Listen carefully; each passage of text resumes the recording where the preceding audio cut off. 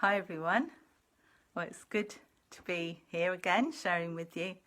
And the verses today are ones that many people have thought about over the years and are difficult verses. They're in John 6, but something that is very key to understanding.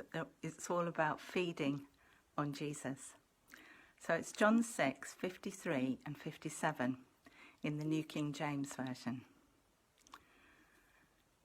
Jesus said to them, "Most assuredly, I say to you, unless you eat the flesh of the Son of Man and drink his blood, you have no life in you.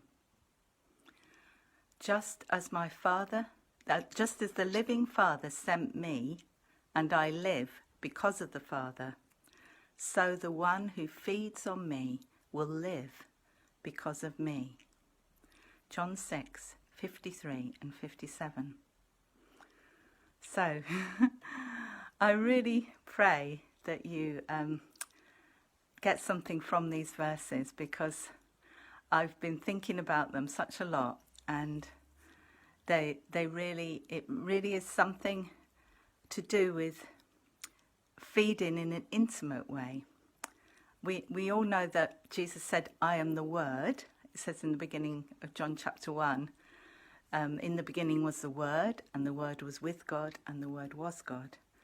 And then it talks about the Word becoming flesh and dwelling among us, and that's Jesus, the verse we think about at Christmas quite often. And yet these verses in John chapter 6, Jesus is talking in a different way about feeding on his flesh and his drinking his blood, which is all the imagery is sacrifice.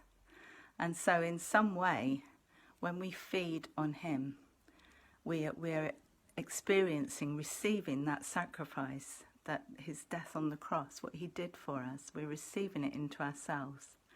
And obviously when you eat something, you then digest it, and it then gets assimilated, and it actually becomes part of you. So this is something really deep and intimate, this feeding on Jesus.